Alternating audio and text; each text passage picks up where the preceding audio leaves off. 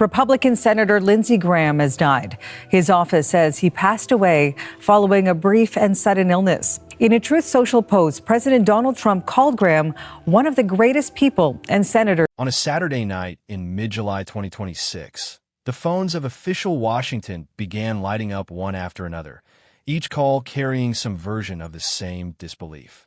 Senator Lindsey Graham of South Carolina, a man who had spent more than 3 decades in Congress and had rarely, if ever, stepped out of the spotlight, was gone. He was 71 years old. Barely 48 hours earlier, he had been standing in Kyiv, grinning in front of a row of burned-out Russian tanks, telling reporters that he had never felt more optimistic about ending a war. By Sunday morning, the President of the United States was on national television, visibly shaken, trying to explain what had happened to a friend he had spoken to only hours before his death. This is the story of how that weekend unfolded, not as rumor or speculation, but as it was actually reported, confirmed, and understood by the people who were there. On Saturday evening, Graham had just landed back in Washington after a long transatlantic flight from Ukraine. He called President Trump to talk, among other things, about a voter-related bill he had been pushing. By Trump's own account, given the next morning on NBC's Meet the Press, Graham sounded like himself, tired from travel, but otherwise fine. Trump said he knew Graham well enough to know that the senator would have told him if something was wrong. What Trump did not know, and could not have known, was that within roughly an hour of that call, emergency crews were being dispatched to Graham's home on South Capitol Street. Trump later reconstructed the timeline out loud, on air, trying to make sense of how close together the two events had actually been. Graham on the phone at what a person in his office believed to be around 7, and police or medical crews arriving at his house by 7:30 or 8 that same evening. It was a piece of arithmetic that visibly unsettled the president, and he said as much. That call, he acknowledged, might have been the last conversation Graham ever had. Trump's tribute, posted to Truth Social early Sunday, described Graham as one of the greatest senators he had ever known and called him a true American patriot. In the days that followed, he went further in television interviews, saying that Graham would probably be missed and appreciated even more now than he was while he was alive, a comment that struck many observers as an unusually candid admission from a president not known for public reflection on mortality. According to reporting based on District of Columbia fire and EMS dispatch recordings, emergency responders were called to Graham's Capitol Hill address on Saturday evening after a report of someone experiencing chest pains. The call came from a woman who was not at the residence. Crews arrived and, according to the reporting, had to force their way into the home. What began as a chest pain call escalated quickly into a full cardiac arrest. Paramedics performed compressions at the scene before Graham was transported to George Washington University Hospital, where he was pronounced dead at 10:23 p.m. For hours, the only information available to the public was a brief statement from Graham's office describing his death as the result of a brief and sudden illness and asking for privacy. That vague, careful wording, understandable from a grieving staff working in the middle of the night, left an information vacuum that, predictably, filled up fast with speculation. By Sunday, Graham's office released preliminary findings from the District of Columbia's chief medical examiner. The cause of death was identified as an aortic dissection due to arteriosclerotic cardiovascular disease. In plainer terms, a tear in the inner wall of the aorta, the body's largest artery, caused by long-term hardening and narrowing of the arteries. The medical examiner's office noted that the death certificate would remain pending until toxicology and microscopic testing were finished, standard procedure in any sudden death, but the preliminary cause was clear and unambiguous. A cardiovascular event, not poisoning, not foul play. Medical experts who spoke to various outlets in the days after described exactly why a dissection like this can be so devastating and so hard to predict.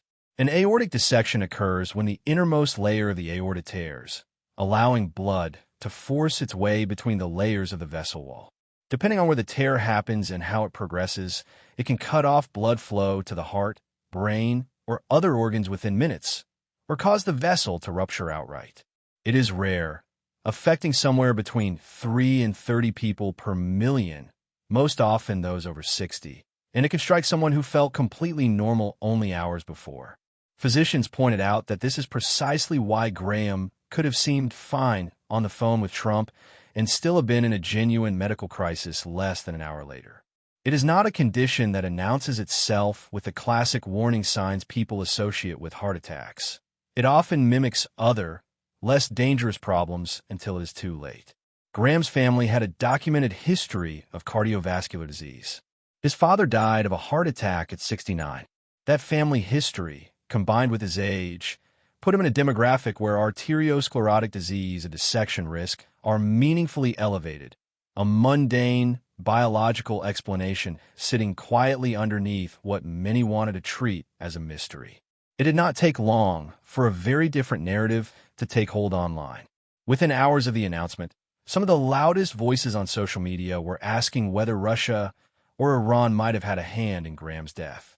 Conservative activist Laura Loomer was among those publicly demanding a toxicology investigation, invoking Graham's decades-long reputation as one of the Senate's fiercest advocates for punishing the Kremlin and containing Iran. The circumstantial case, on its surface, had a certain grim symmetry. Graham had just returned from his 10th wartime trip into Ukraine, where he stood beside President Zelensky, toured a drone factory, and announced what he called a breakthrough deal with the White House on a new package of sanctions against Russia, a bill so aggressive it had been nicknamed, half-jokingly, the sanctions from hell. Days before his death, threatening imagery targeting Graham, Trump, and other hawkish American officials had reportedly circulated around a funeral event in Iran. Iranian state television, for its part, did nothing to discourage the darker theories. One broadcast openly celebrated Graham's death in explicitly hostile terms. But the law enforcement response undercut the theory almost as quickly as it spread.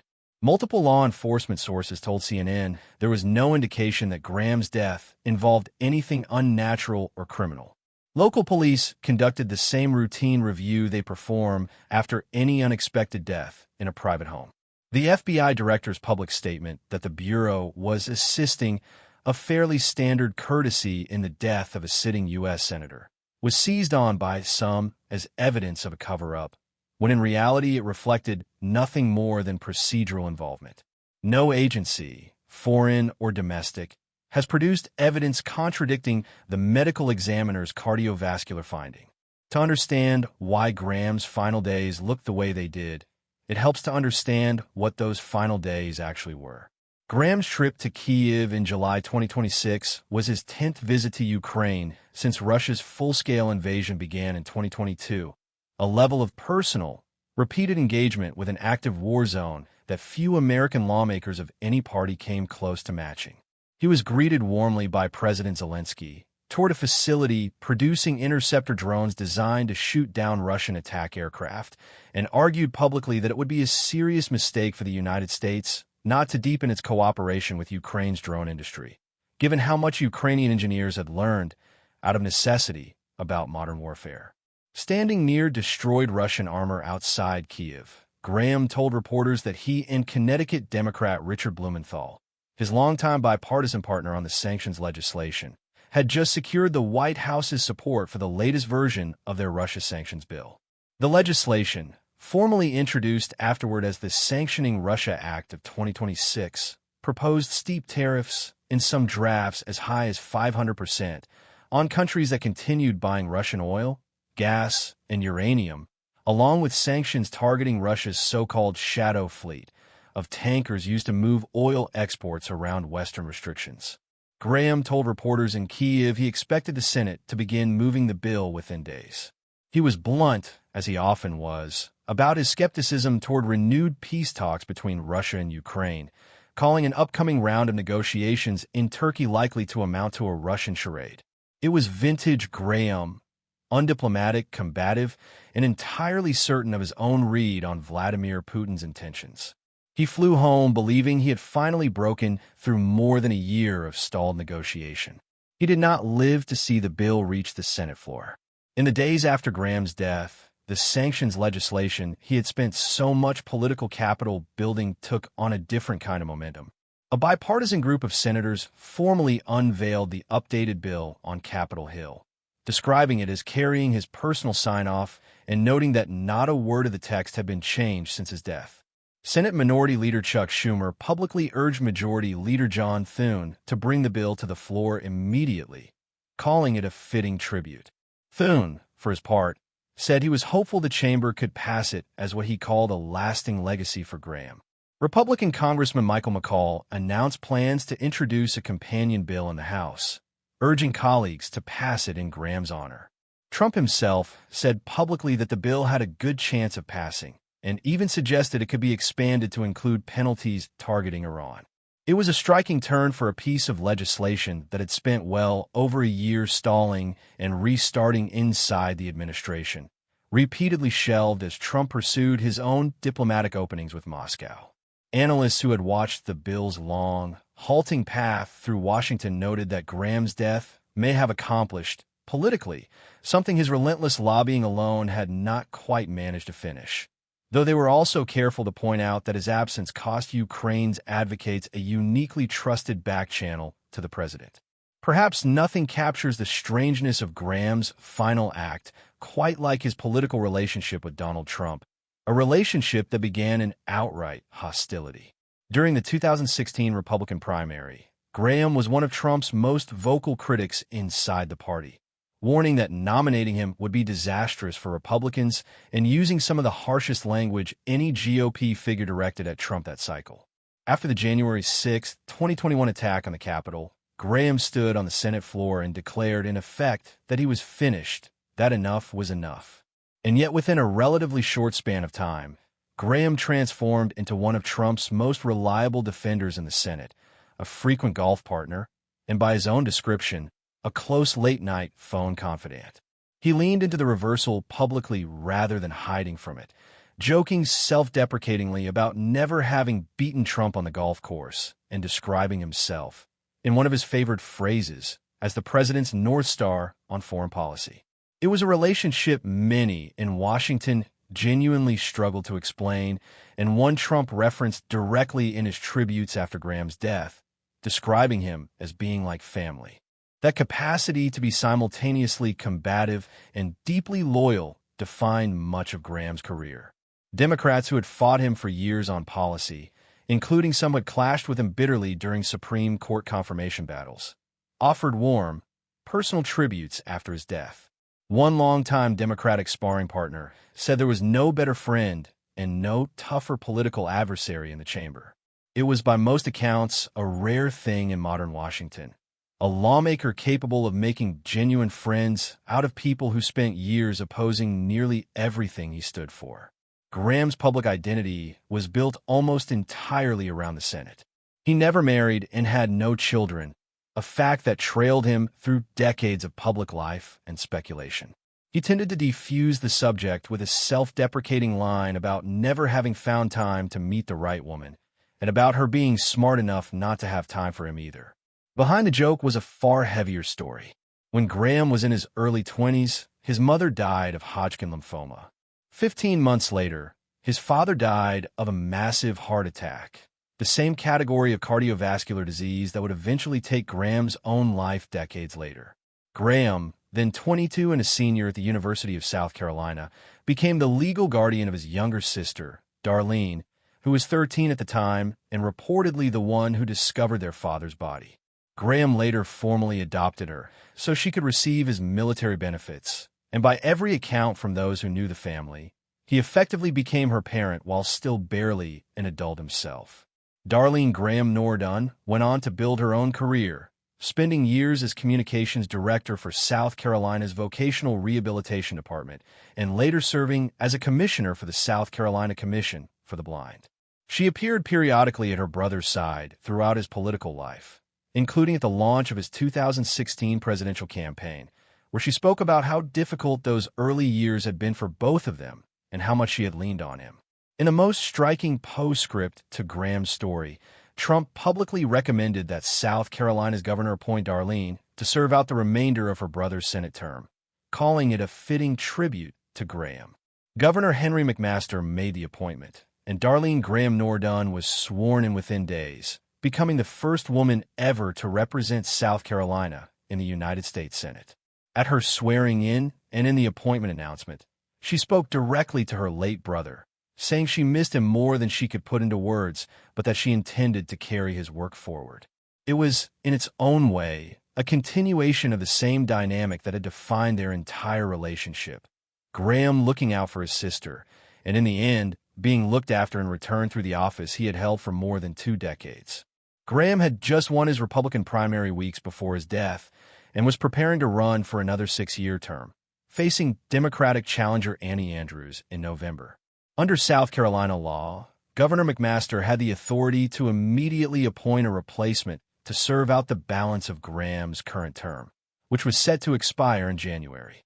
A separate special election process was set in motion to determine the Republican nominee for the full term, a process that unfolded even as Darlene Graham Nordun was settling into her brother's old seat on Capitol Hill.